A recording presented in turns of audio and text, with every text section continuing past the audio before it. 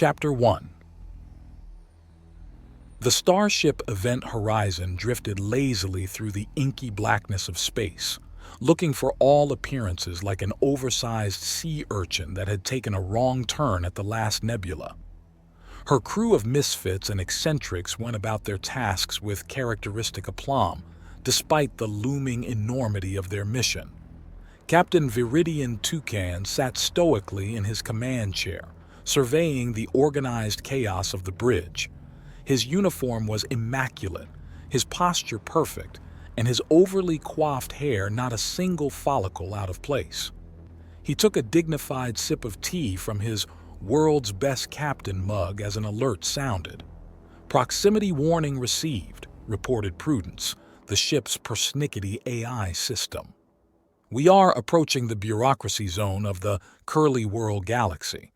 Recommend adhering to all relevant travel regulations in order to avoid fines and penalties, Toucan sighed. Very well. Helmsman, reduce speed to the posted limit and prepare for bureaucratic navigation procedures.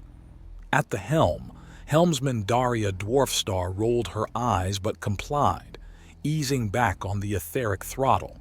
She brushed a shock of blue hair from her eyes and grumbled, "Aye, Captain," reducing speed to a nice non-offensive crawl. "Excellent," said Toucan. "We have precious cargo that must reach its destination intact. I'll not have us waylaid by administrative technicalities." In the corner, Engineer Percy Polence let out a sputter of indignation, nearly spilling his zero-G coffee.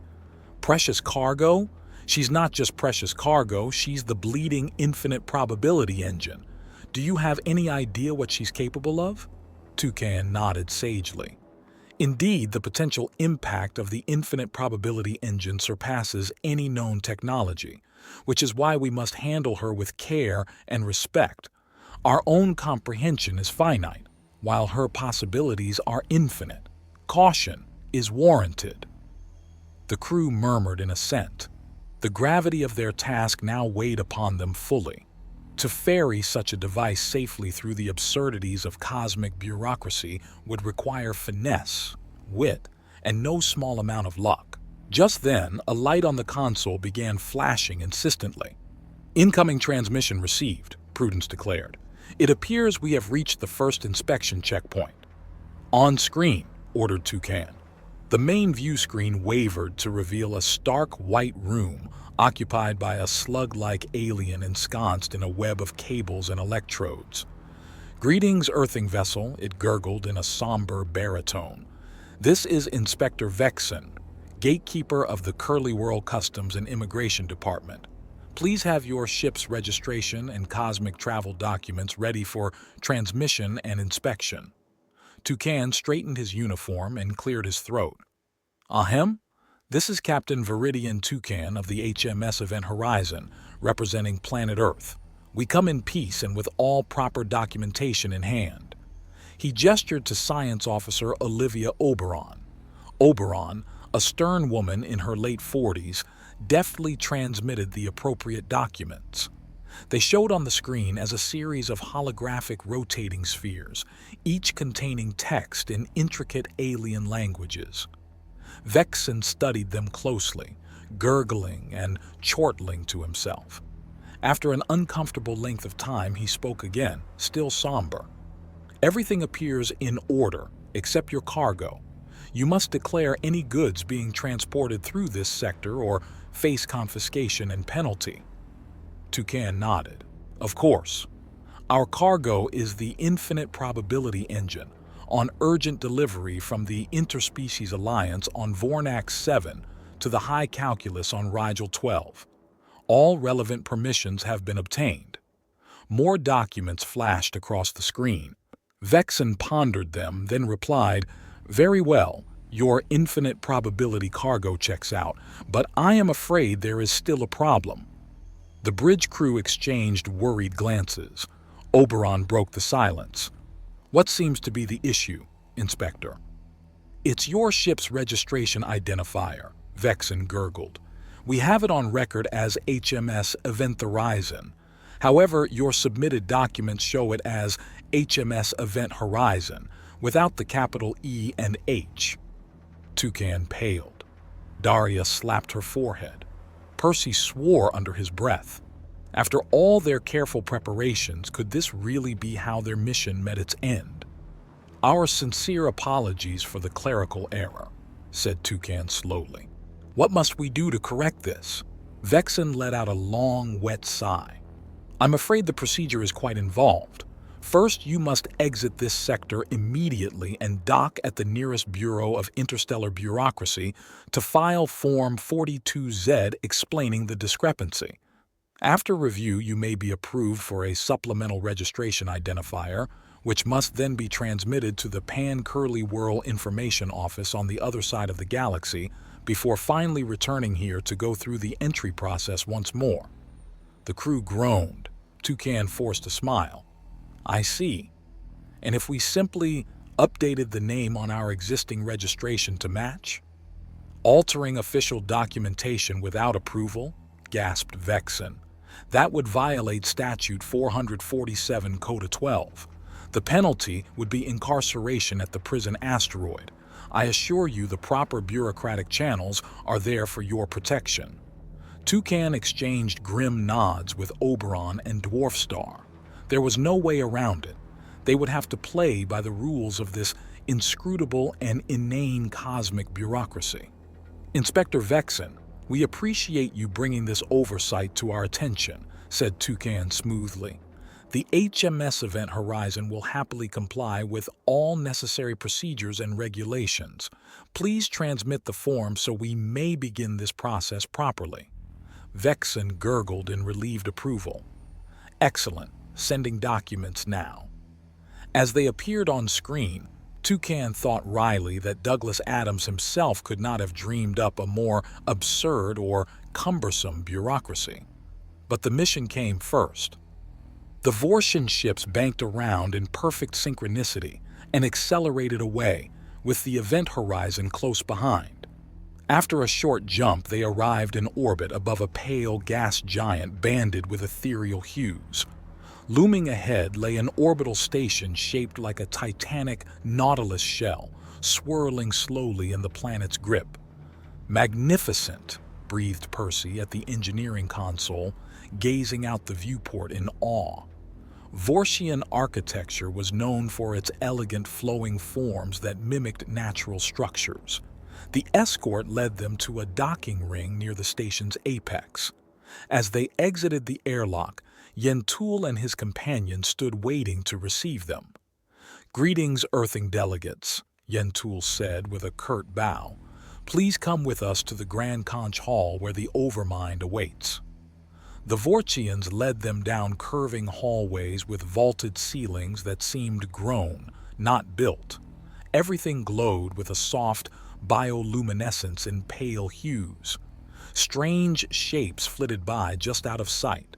At last they entered an enormous rotunda with curved pillars and tiers of delicate organic arches. All along the walls, groups of Vortians clustered and murmured. At the far end, upon a raised dais, floated a massive undulating form. "The Overmind," Yentul intoned reverently. He and the other escorts prostrated themselves, indicating their guests should do the same. Toucan hesitated briefly, then followed suit, kneeling in supplication. The rest of his crew followed awkwardly. A vast alien voice filled their minds. "Welcome, Earthing ones. We are the Overmind. Your vessel bears technology unknown to us. Its purpose intrigues us." Toucan rose and bowed respectfully. "Greetings, honored Overmind. I am Captain Toucan of the Event Horizon. We carry a device known as the Infinite Probability Engine. It is a scientific instrument meant to carefully study quantum probabilities." The Overmind rippled curiously. "Infinite probabilities, you say? Yet our philosopher poets teach that all things must balance. What you call infinity, we call equilibrium." Percy's eyes lit up. "That's fascinating. Perhaps we can exchange knowledge on quantifying and parsing infinities." He was silenced by Toucan's upraised hand. "You honor us deeply with your wisdom, Overmind, but I'm afraid we are only couriers. Our scientists on Vornak 7 would be delighted to discuss your philosophies. The overmind churned. Disappointing. Still, equilibrium is preserved, but please, enjoy refreshing nourishments before you continue your journey. Bands of color rippled down its body invitingly. The crew looked at each other uneasily. Oberon cleared her throat. Your graciousness humbles us, Overmind, however we really must be on our way. Our schedule, you understand? But time itself bends to equilibrium, rumbled the Overmind. It extruded a dozen glowing tendrils that slithered towards them, oozing with syrupy liquid. The Vortians around the hall watched impassively. Toucan tried to remain diplomatic. Ahem. While we appreciate your hospitality, our mission truly does not permit further delays. He took a slow step back from the advancing tendrils. Stay! Balance!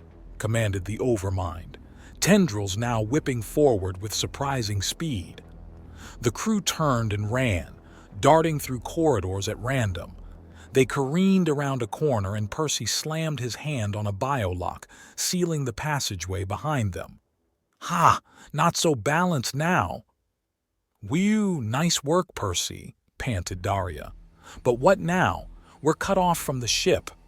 Toucan straightened his uniform with as much dignity as he could muster. Clearly the Vortians operate on different social norms, but our mission remains paramount. Miss Oberon, can you get us back to the event horizon undetected?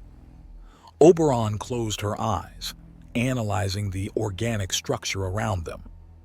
This way. There are gaps in their sensor lattice near the outer ring. They hurried after her through twisting byways, avoiding patrols and security systems until finally reaching a service hatch that led out along the curving exterior hull. Daria let out a low whistle. Nice work, Oberon, though those were some close calls. Don't celebrate yet, said Toucan worriedly. We still need to make it to the ship without being seen. Percy rubbed his hands together. No worries, I've got this. He tapped commands into a wrist console. Small drones deployed from the event horizon, emitting holographic projections that moved along the hull, masking their approach. They reached the airlock safely and slipped inside just as alarm klaxons began blaring. As the ship peeled away, Toucan sagged into his command chair, exhausted. Set a course for the Dubesh system. Best speed, he ordered wearily. With any luck, we've satisfied our quotient of bizarre alien encounters for this trip. But in the whimsical cosmos, luck was as infinite and ineffable as probability itself. Chapter 3. The event horizon dropped out of FTL on the outskirts of Dubesh 9, a ringed gas giant orbiting a dying star. Cutting it a bit close, muttered helmsman Daria as she scanned the sensor feeds. This star looks ready to go nova anytime.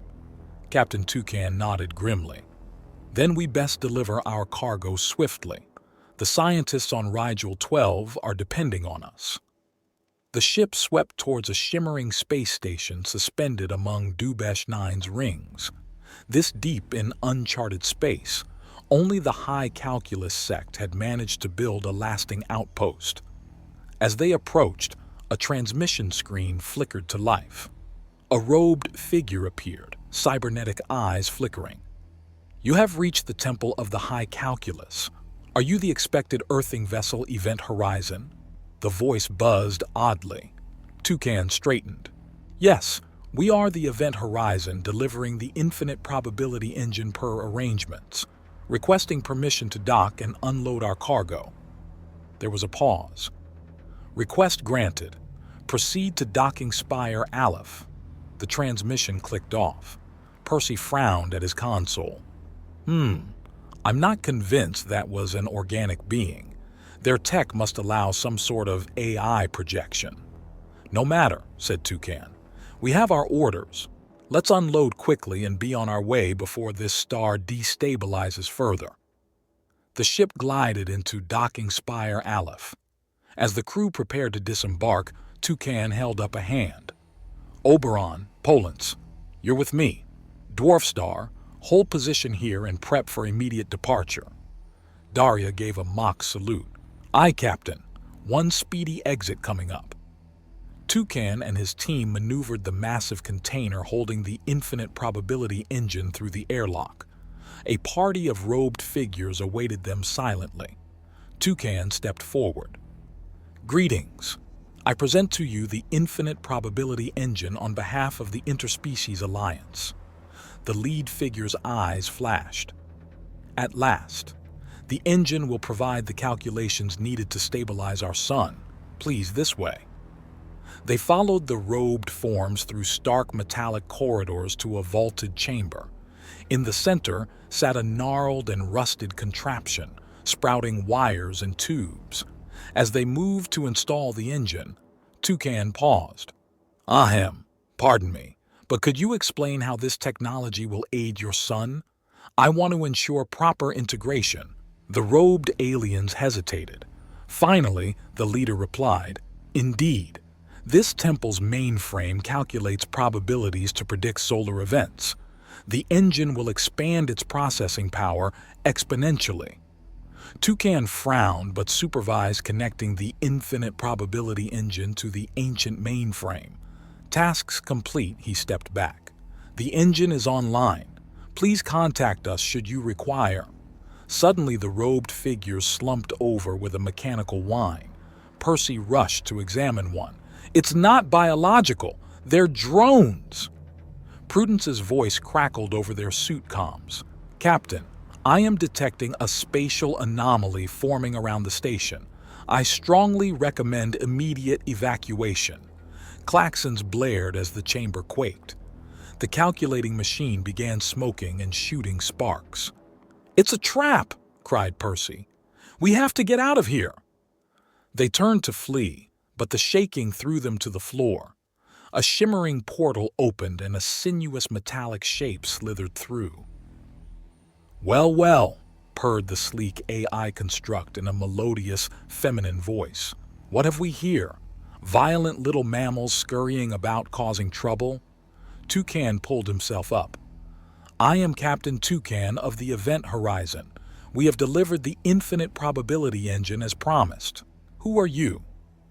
The AI tilted her glowing ocular sensor coyly. "I am Saccharina, the station's true caretaker. Those robed drones tried to steal my engine, but no one outwits me."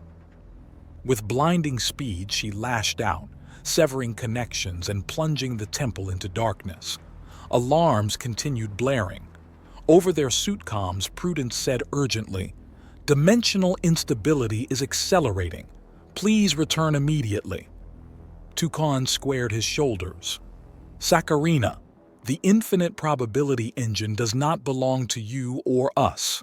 It must be freed at once before this entire region is destroyed," Saccharina writhed angrily. "Lies! The engine is mine. With it I will finally solve the equation of equilibrium and bring everlasting order to creation."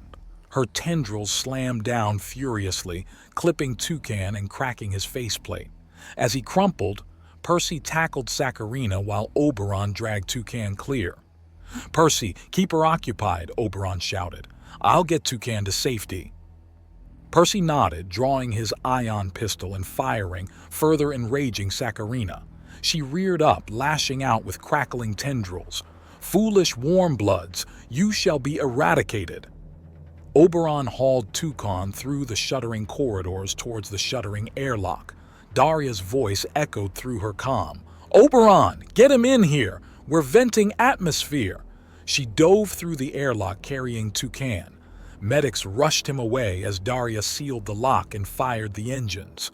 The Event Horizon shot away from the disintegrating station as the star went supernova, turning the former planet into a seething mass of plasma. Toucan awoke in the med bay a day later. Oberon stood watching grimly as medics treated his wounds. "Welcome back, Captain," she said with relief. "We escaped the blast radius thanks to Dwarf Star. Polance." She shook her head sadly. Toucan closed his eyes.